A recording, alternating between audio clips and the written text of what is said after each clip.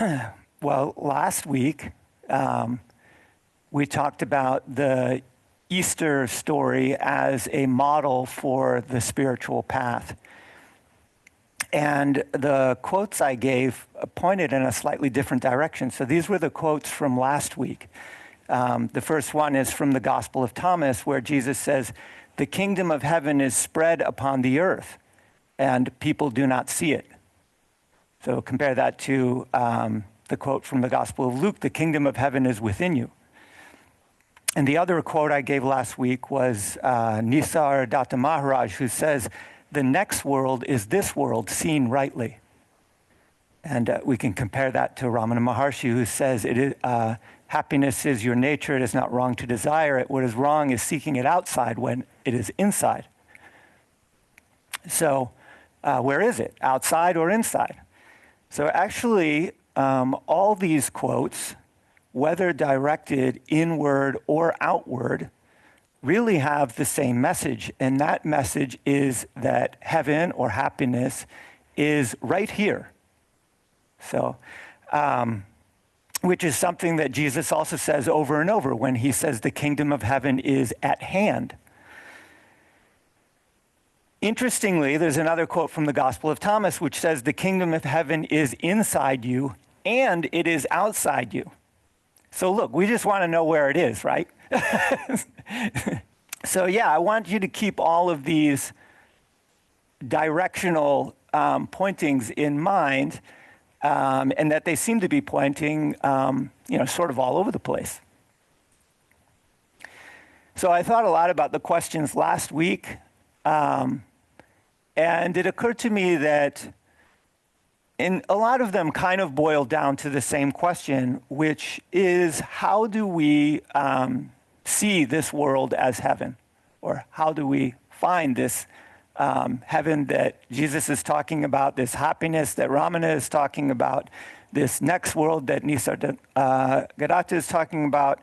How do we see that world that is, as we're told, right here, right at hand? What can we do and how can it come about? So that's basically what I want to talk to.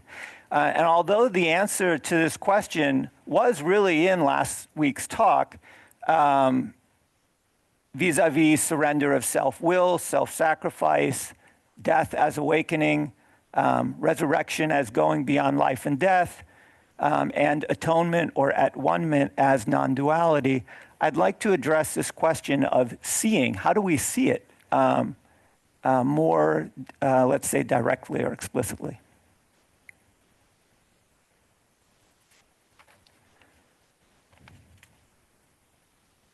So whether we look inward or outward, this question of seeing is kind of central to the spiritual path and how it's been represented in various traditions.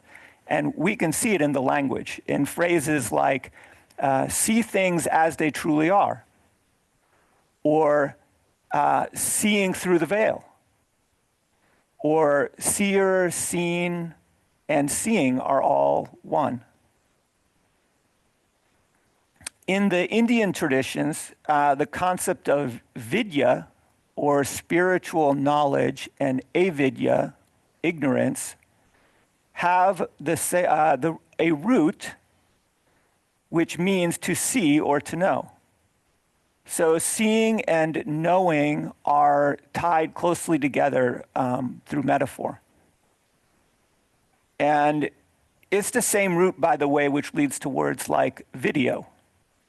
And although the context is different, that metaphor still holds true. For example, in sports, we often say, go to the video, to see what happened, to see and know what happened. Likewise, the term enlightenment suggests illumination, and illumination suggests the ability to see. It is the end to that gloom and darkness that was so poetically expressed in the Exultet. And you can imagine how powerful this metaphor would have been in a pre-modern era when there was no electric light, And aside from the dim light of firelight, the brightness of the sun was the only way by which we could see widely and clearly. So this is just background, really. This vidya kind of seeing is not ordinary seeing. It's not subject-object kind of seeing, like I in here see the sky out there. It's a spiritual kind of seeing. Or knowing that reveals the underlying reality, which is non-dual, where subject and object, inside and outside, are unified. It reveals the emptiness and the oneness of everything. And because nothing is separate, there's a kind of a perfection there. But we still have this question, right, of how do we see that way? How do we see it? How do we see this perfection? Or where do we look, people might ask. How can we look at this messed up world and see heaven? How can we look within and see perfection? When we first approach the spiritual path, we usually approach it through what I call a view. For example, we might be introduced to a Christian view or a Buddhist view or a Muslim view, and we think about progress or our journey towards the truth as trying to get the right view. And many people will switch views, sometimes over and over and over, based on thinking that this view I currently hold is not correct, or that this other view is more convincing that you hear about. And we continuously explore new views, refine our views, develop our views. We have spiritual views, political views, personal views. We have speculative views. We have more concrete views. And like thought, these views are constantly coming and going. And yet we think they are either real or potentially real. And this is, I would say, just the outer shell of what I call views. It really goes much deeper. Conceptual views shape the whole of our experience. For example, the physical world is just a view. Matter is a view. Human beings are a view. Life is a view. Death is just a view. And the way that we think about heaven or enlightenment is also a view. Vidya is not a view. That's the important thing here. Although I should say that because words are so tricky, for example, in Dzogchen Buddhism, they call it getting the view. So you just can't win there. But don't be confused by that. They are not talking about an ordinary conceptual view. The Tibetan word that is used, I guess, is called tawa. And although that word is translated as view, it suggests seeing clearly and recognizing the true nature of reality and the mind. So in other words, it's vidya, or at least as we're using these terms. Anyway, the truth is not a view. In fact, views are, I would say, the fabric from which the veil of Maya is woven. Views, even the most reliable ones, views that are most closely, let's say, aligned with the truth, even those views are avidya, or ignorance of reality.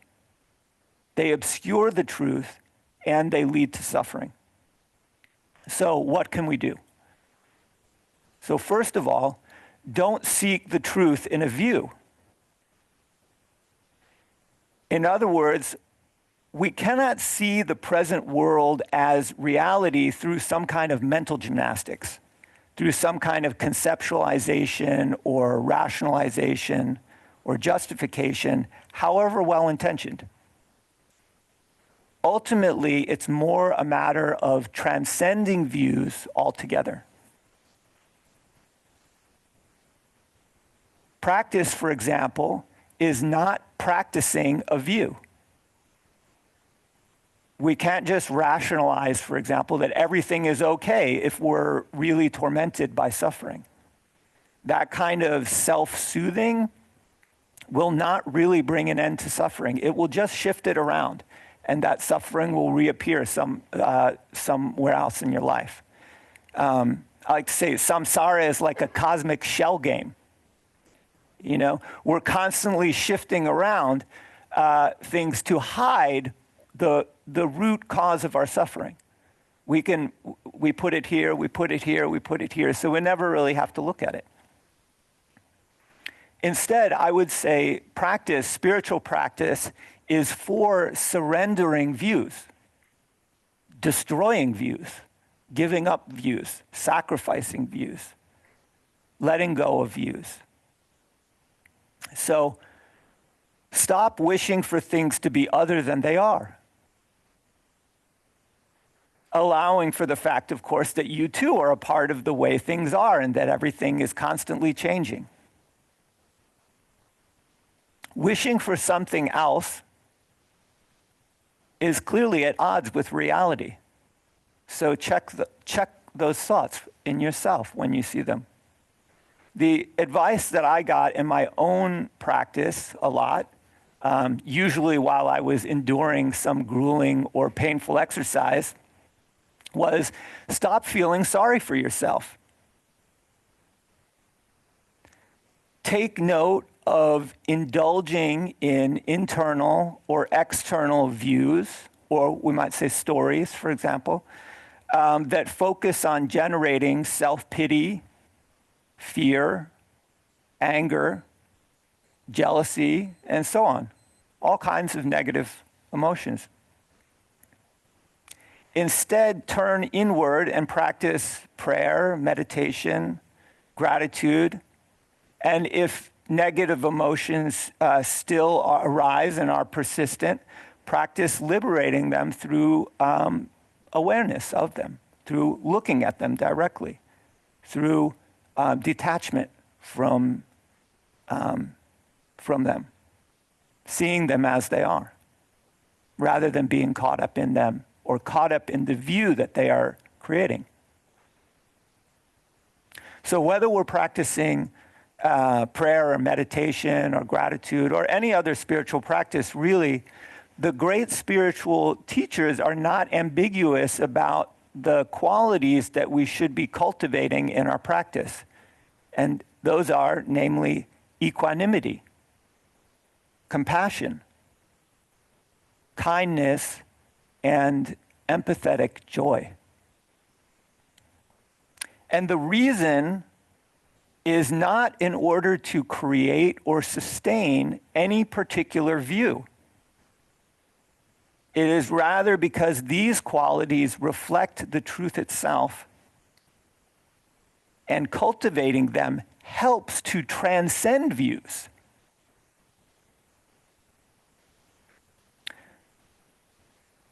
Here's what Anandamoyi Ma says about equanimity, for example.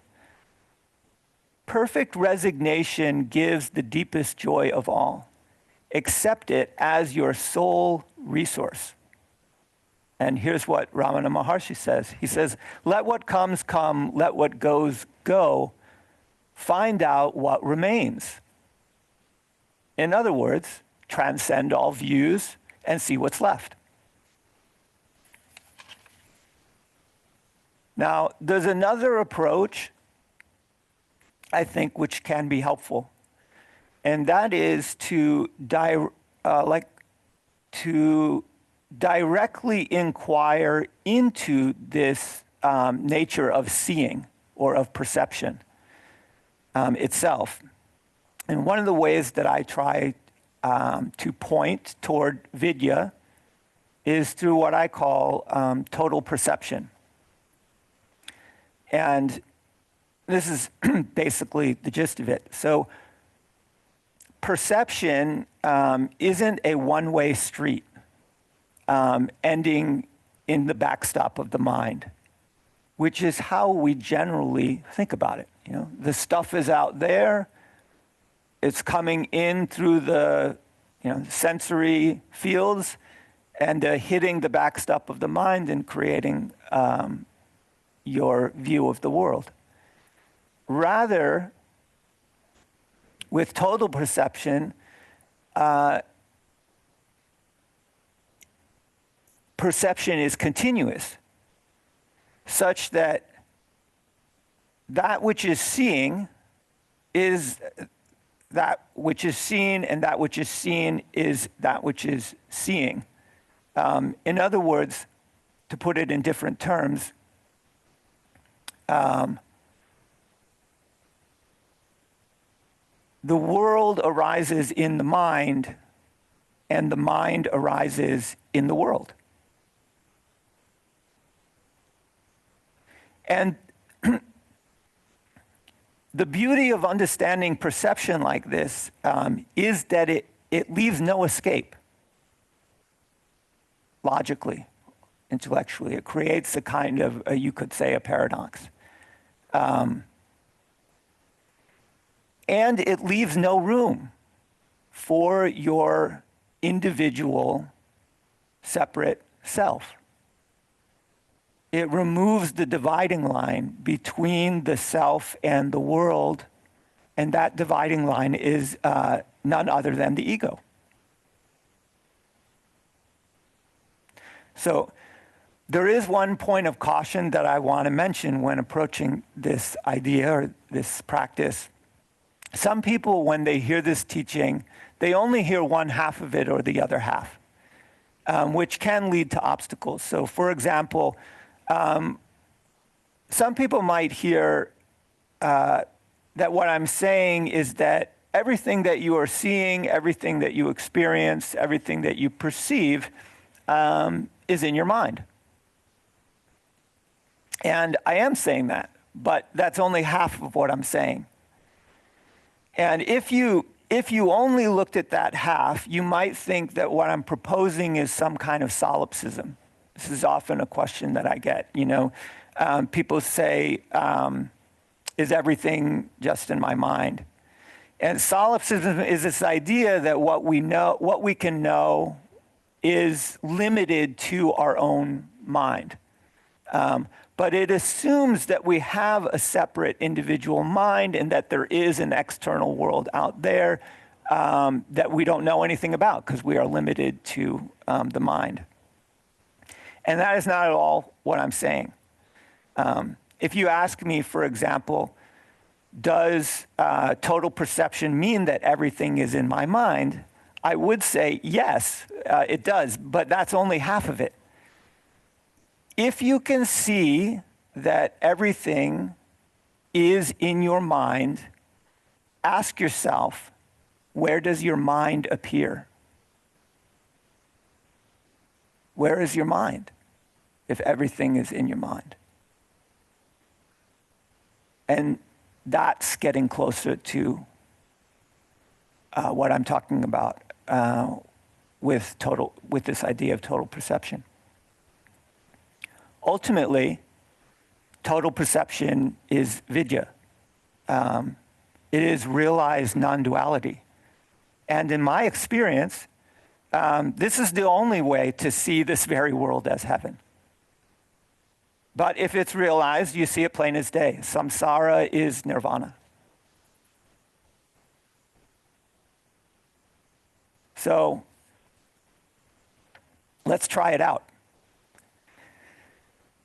So vidya is natural and effortless, to be clear, but we can inquire into seeing things this way such that it challenges our existing views. And this challenging our existence views, I would say, is central to spiritual practice. So in a way, in the practice that we're about to do, in a way, you could say we're using one view to challenge another view, or as an antidote to another view. Ideally, they cancel each other out, but we'll see what happens, if anything. So we'll meditate for just 5 minutes this time, eyes open. During the meditation, relax your mind, relax your body, be at ease, and then introduce into the mind a thought. And that thought is that what I'm looking at, what I'm seeing, is actually my mind. That's actually what you're looking at. Because where else would this image be? It's actually more like a dream image, than a solid reality. And try to actually see it like that.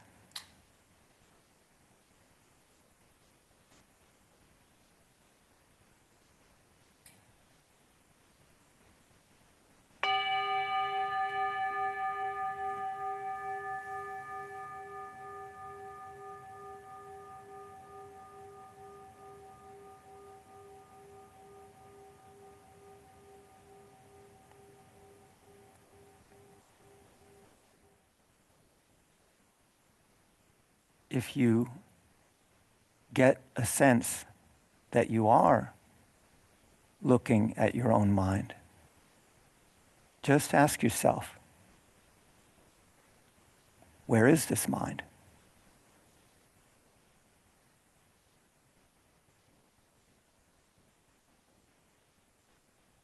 Ultimately, we can't see the world as heaven by worldly means. We can't think ourselves into it because it cannot depend on a state of mind or a state of the world. It transcends mind and world. The same peace that is felt in deep sleep, for example, where there is no mind and no world, must be known in the waking state also. And the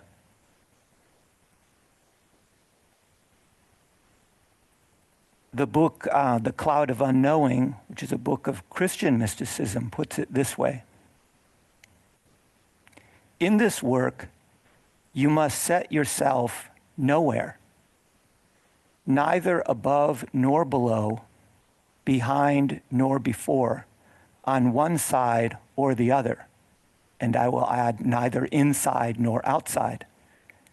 You must be blind to all places, for the perfect practice of this work is to be spiritually nowhere.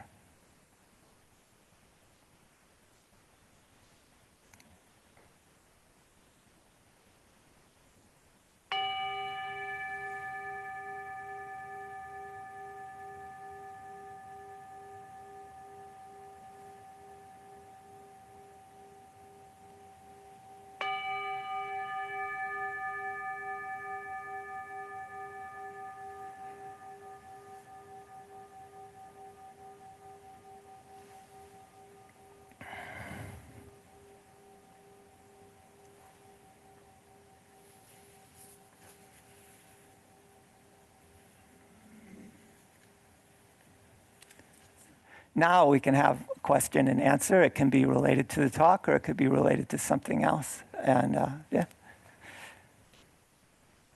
Does what is seen change upon awakening? Mm. The talk that was given was, I think, more stage specific because the answer has changed over time, and what is seen has changed over time. What is seen is always changing.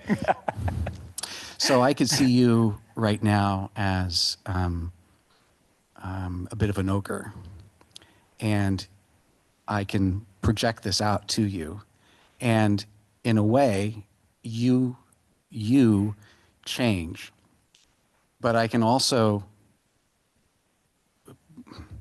project a different Matt on you, and you change, and that's a super simplified, but how I understand and view the world is how I perceive it, so to speak. To this question, I've been really thinking about recently what teaching Buddha gave to this guy who came up to him and says, "Oh, Buddha, Buddha is so awesome, but I'm going to die. I need something really, really quick. What do you got?" Yeah, that in seeing is just seeing, in hearing is just hearing. Feeling is just feeling. So what is this pointing towards? You asked, does what you see change? And you told me, yes, it changes in your own experience, depending on how you're looking at things. So what happens when you don't, you said, when you project an image onto what you're seeing? What happens when you don't project anything? Either I might be projecting and I'm not aware of it, or there's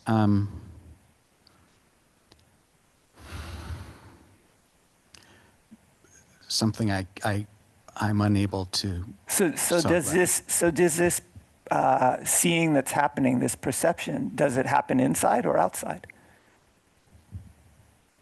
It's only that. It's only seeing. Yeah. It's not. I guess inside or outside. They're pointing to things, but they're concepts, and I have ideas and beliefs and projections about these concepts, but then it just keeps compounding into more not seeing. Yeah, I mean, look,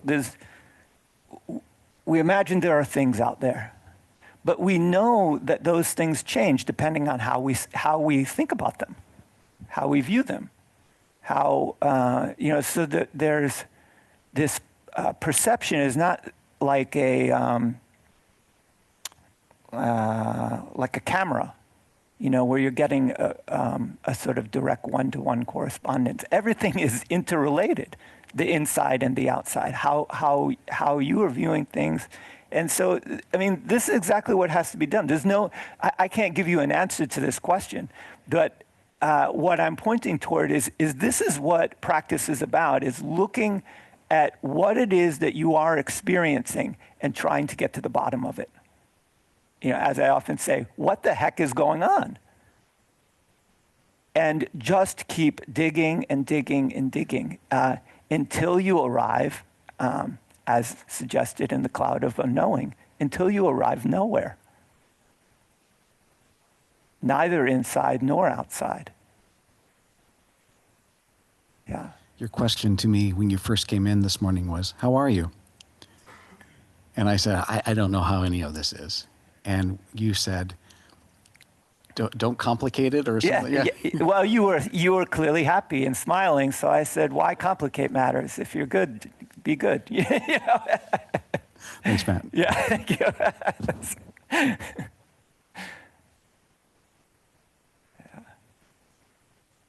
Hey, Mark. So I took that question on, like, where is this experience? Where is this mind? And so I'm thinking about it. I'm trying to think about it without thinking about it, It's like, okay, well, it's not a fair question, first of all, because it's not like a place or a container or some place where all this stuff resides. It's not like that, and yet it seems somehow localized. I don't know exactly how to say it. You could say it's in the self, whatever that is. I'll get to what I'm trying to get to. So I was trying to answer that question. Okay, it does seem to be somewhere here, somewhere in this self thing. It's almost like it's a process. It's not a place, it's a process, but it's a process that's happening somewhere or somehow in this self thing. And so then I thought, okay, what would Matt say to that? Like, well, where is this self thing, right? Because where is that? So I'm like, okay, that's not even, that's an absolute, and I try to back up, there's nothing that can be said about that. Like I couldn't put a quality on it or a direction or an anything. So I was left with this sense that, like the essence of duality or something, there does seem to be an experience here that's here, in a place that's somehow here, whatever you could call here, but then that is happening in not here. Nowhere? Or everywhere. Yeah. Yeah. Now, I suppose if I were to keep going in this direction, it'd be like, well, this perception of a here, which is embedded in this everywhere, is just like a delusion, part of the delusion, and that itself is an inside that can be. Yes, yeah. Does the mind that you perceive have any limitation that isn't itself mind created? Does the mind that you perceive have any limitation at all that isn't itself mind created? In other words, all limitations that you perceive are just thoughts. There is no limit, and you could even say there is no mind. That the mind is just an object appearing in consciousness, just like all the other objects. But, okay, so this thing that is often called God, or we call consciousness itself, or awareness, or whatever,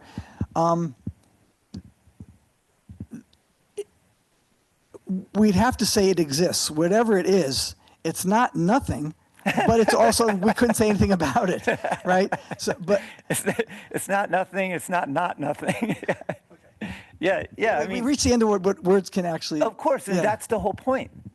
To go beyond concepts, to go beyond the mind, to go beyond, as it says in the Heart Sutra. This is the whole point, is that you have to go beyond in order to realize that which is ineffable, which can't be said, which can't be spoken. And yeah, we can kind of dance around it with words, and that's I say wonderful. The most wonderful thing to talk about is to dance around this with words. It is the single most wonderful topic to discuss, and I'll never tire of discussing it. But you're right. You get to a point where the mind is struck dumb. And I often describe this as coming to the edge of the mind. You follow a series of thoughts, and probably everyone has experienced this. You get to a point and you think, there's not another step to take. I can't figure out what the next step in this logic is. And what usually happens is we think, I must have taken a wrong turn, And so we double back and we go back into the mind. And we try to create or pick up a different line of thinking that some other line of thinking, some other view, I talked about switching views, that some other view will lead us to the truth.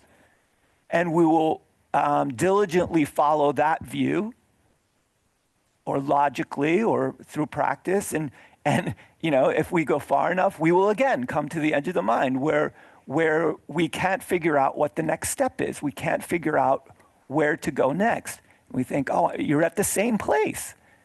And what I would suggest is, if you ever come to this place that is the edge of the mind, instead of dismissing what is beyond that point, which is a kind of nothing, we could say, instead of doubling back into the mind and looking for some other avenue and abandoning all the work that you did to get to that spot to begin with, take a few steps out, metaphorically, into that nothing and spend some time there. Make friends with that nothing. Become comfortable. there.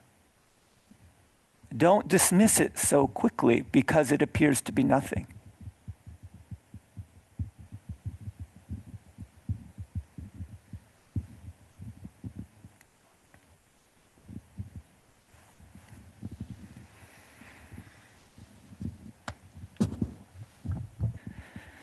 Thank you, Matt. When I listened to you talk about when you get to the edge of the mind, the word that occurred to me was, if I went hiking with you and you took me to the top of a mountain, took me to the edge, and you'd say, just jump. Yeah. And my thought was, when I'm at the edge of my mind, it seems like there's two alternatives, a casket or a psych ward. Yeah. And it's a little scary to be at the edge. Yeah. I mean, that was my experience too. I actually once had a kind of I would describe it now as a Gnostic flash, and I thought I was going insane. And it was terrifying. Yeah. I was terrified. The bad news is you actually were going insane. Yeah.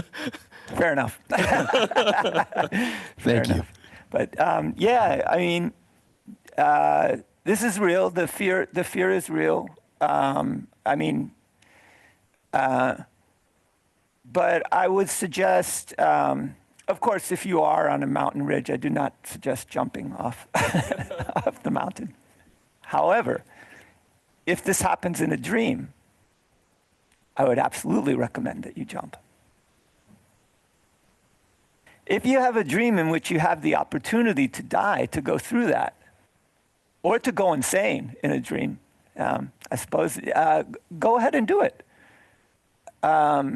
You may experience something interesting, and you may that experience may in some way help you on the path, push you forward on the path. Yeah.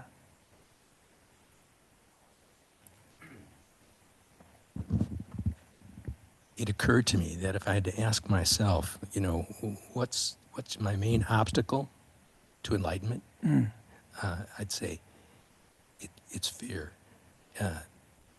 And giving up myself requires something more than just thinking. I think it takes something like from your heart, courage, to be able to go there. Definitely takes courage, resolve. To keep you're on the path, right? It takes resolve to keep going, and it takes courage to keep going.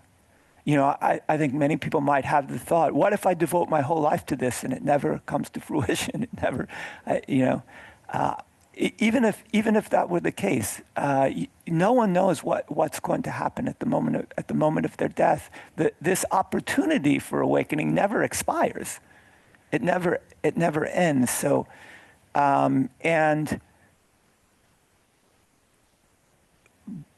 yeah, I agree. It takes courage. It takes resolve. And that is why I admire so many people on the path, especially people who are knowingly on the path like you are. I spent many years, I was on the path, but I didn't know it because I was too afraid to be on the path, And so that's that fear and the need for courage and resolve is definitely there. We saw that last week with the Easter story. Jesus in the Garden of Gethsemane steels himself for what is ahead. He doesn't want to go through it. He says, "Take this cup from me. For you, all things are possible, but not my will, your will." And this is, I think, part of what can help give us that courage and resolve, which is, in a sense, giving it up, saying, "It's not up to me. It's not my will. It's not my problem." You're talking, I think, about a step of real faith. Yeah, a step of real faith. And at the end of the Easter story, remember that the curtain of the temple is torn in two at the moment of Jesus' death. And it is torn in two from the top to the bottom, right? Which is symbolic in that you can't, you can't do it. When it comes to uniting the human with the divine, there is the other half, the divine, that's really, divine will is that's- really overseeing everything. That's why they talk about the need for grace, because that's grace. That is grace, and our part is surrender. Very good. Yeah, Thank you. yeah, thank you. Great question. Yeah. Really, I'm enjoying this a lot. It's been kind of an insight. It's a view changing session. Um, I have always had trouble meditating with my eyes open. I know that was recommended, and I'm a visual person, and so I tend to kind of get too involved with things I'm seeing or whatever. But the way you introduced this, I tried that and say, let's try with the eyes open. And I was just glancing around the room, looking at the walls. I have some documents and pictures, like taped to the wall behind my computer. And I saw those, and don't get involved with the content, just kind of, just make note that they are there. And trying to decide whether it was a perception or a projection, it was both. But my eye sort of, roamed down to the southwest corner of my screen on my computer, and there were the large letters OM, Om. And what's that? And I clicked down and moved the window open, and that was the corner of the Zoom screen. Home. And I mean, I chuckled out loud when I saw that. It struck me. You're a person with a good sense of humor. I've always enjoyed that. You laugh a lot, and I like to laugh too. And I think, to the extent that I understand it, I think humor always involves a surprise, an element of surprise. Yeah, yeah. And I think for me, that's kind of what we're talking about. Sometimes I need to get tricked or surprised away from my conventional way of seeing things, and so this is very helpful. So I really planned to try this again, with my eyes open, and so I think I'm sort of armed with a what an insight that could make it possible for me to do that. So Wonderful. I'm thinking about just humor in general and how it can alter your point of view, not only your mood but your point of view. Yeah, Absolutely. about that. Yeah, I mean, another great testimony of practice. Two, yeah, of course, allow yourself to be surprised. And as you were describing your experience, I was thinking, yeah, this is exactly how a dream unfolds, right? You're sitting there thinking everything is normal, and then you're like, what's that? What's that all about? And you become interested in that, and then it surprises you. So yeah, this moment of surprise is, you see this in the spiritual traditions, This is exactly like, is like a Zen story. There's like a surprise, And this surprise of the mind is a way of your mind, you could say, pointing itself out or noticing itself. So at that moment of surprise, you notice that what you are seeing is your mind. And that's what's so delightful. I remember Joel's account of awakening in a cheap motel in Washington, and when he got hit with the truth, is that he spent the next however many minutes laughing, hysterically. So. This was my experience also. I laughed out loud. It was delightful. It was like in magic, when somebody is performing a magic trick, at the moment when the illusion is the climax of the trick is called the reveal. Like if I made myself disappear and you thought, where is he, where is he, where is he, where is he? And then I walked in the door over there and everyone looked, whoa, that's the reveal. And this moment of revealing the magic is absolutely delightful. People love it. Oh, wow, look at that. They absolutely love it. And my experience of awakening was that realization has this quality, like the biggest magic trick in the universe has just been revealed to you. There's nothing more delightful than this. And nothing more liberating, more freeing. As I said before, you realize there's nothing wrong at all. I always love the story of Nisar Datta Maharaj's awakening. He was traveling north through India. He was going to go up to the Himalayas to spend, to meditate in a cave until he woke up. But at some point, as he tells it, he realized that there was nothing wrong anymore. So he turned around and went home. And he spent the rest of his life dedicated to teaching. Well, thank you. Yeah, thank you very much for the account and for the, for the thought of that magic trick and the delight. Yeah.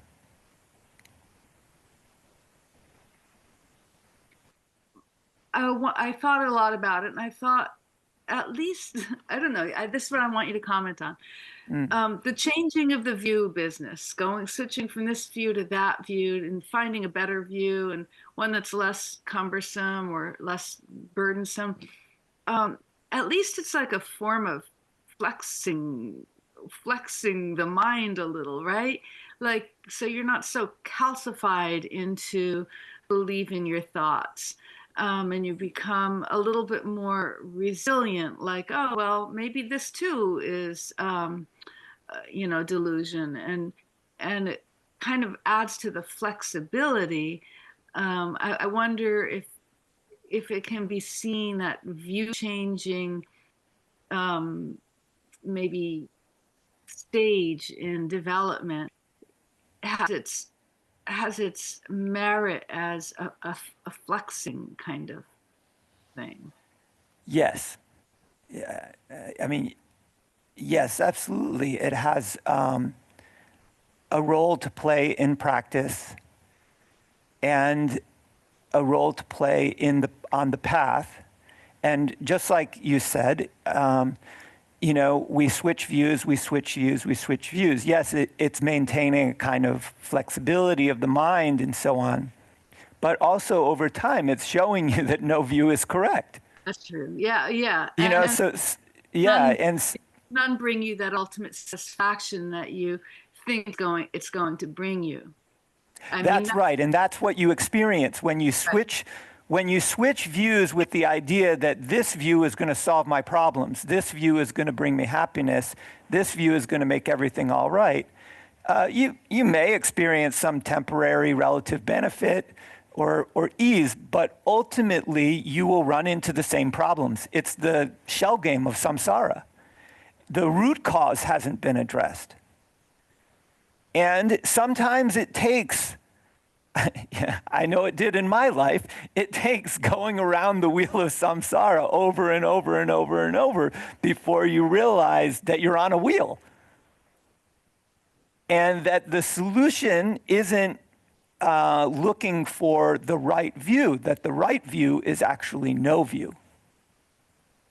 And so, yes, absolutely, switching views has a role to play in our path, and it can be of benefit. This also touches on another question that sometimes, should I follow one particular tradition or practice and stick to it, or should I jump around to different practices or traditions to get what's valuable? And the answer is yes. But, everybody's path is different, and there are benefits and obstacles that are brought about by these different directions. If you stick to one practice and one path, you are, in some sense, more likely, just like if you stick to one train of thought, you are more likely to get to the end of the mind, faster. If you're really dedicated to it, if you really have, throw yourself into it. On the other hand, if you are inflexible, if you stick to a particular tradition, even though your path is actually suggesting you need to go elsewhere, then you will create an obstacle for yourself. And so there isn't a right answer here about sticking to one practice or path that's changing. It takes, subtle discernment to know whether one needs to move on to a different view or stay with the current view. But the important thing to know is that ultimately, one should orient oneself to go beyond all views. However one gets that done, whatever is the most expedient way. And there isn't one right way. Everybody's path is different. Each mind, I say, is like a complicated lock, and every one is different.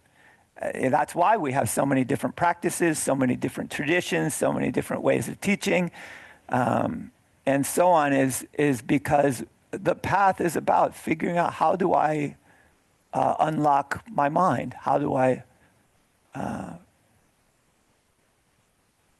and for each person, each life is a different kind of puzzle.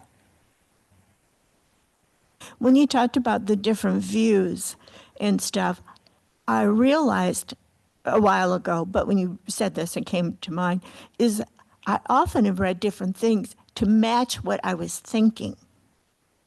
I wasn't really looking to open my thought way. I was matching to say, oh, they think the way I do, that must be good. So it was really interesting when you said about the different views that I had realized I wasn't really reading these things to find different practices. I was actually looking to affirm what I thought I already knew.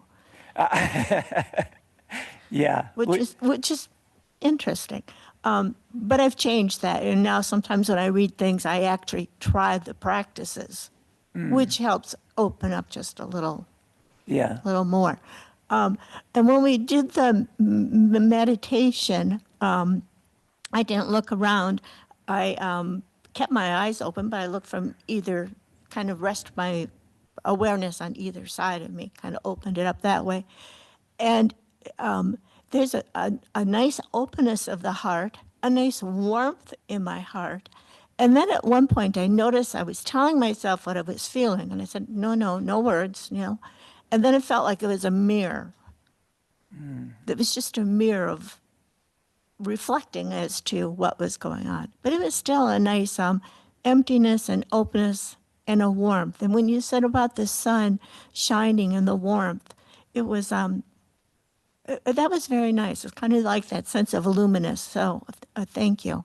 It was nice to have that experience. Yeah, that's great.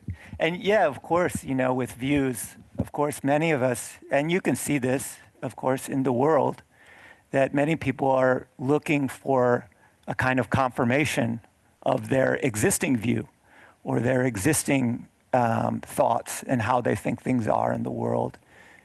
And this can lead to, let's just say, suffering, because we're not open. We think we have the right view. And if you look all throughout history, views are overturned over and over and over and over. The idea that you have the right view, that your view of the world is correct, the chances are just statistically nil.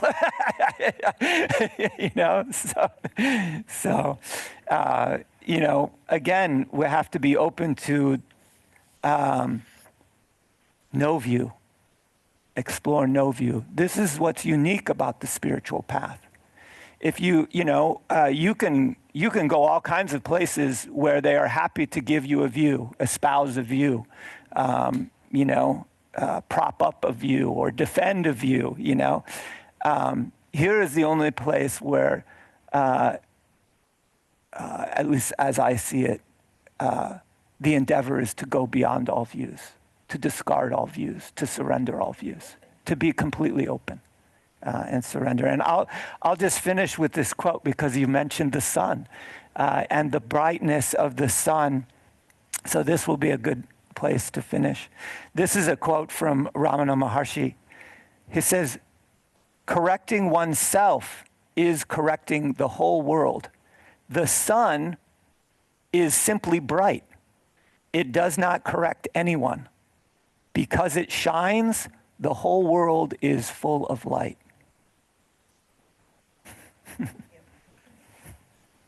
Thank you, everyone. Great seeing everyone. Until next time, peace be with you all. Yeah, thank you.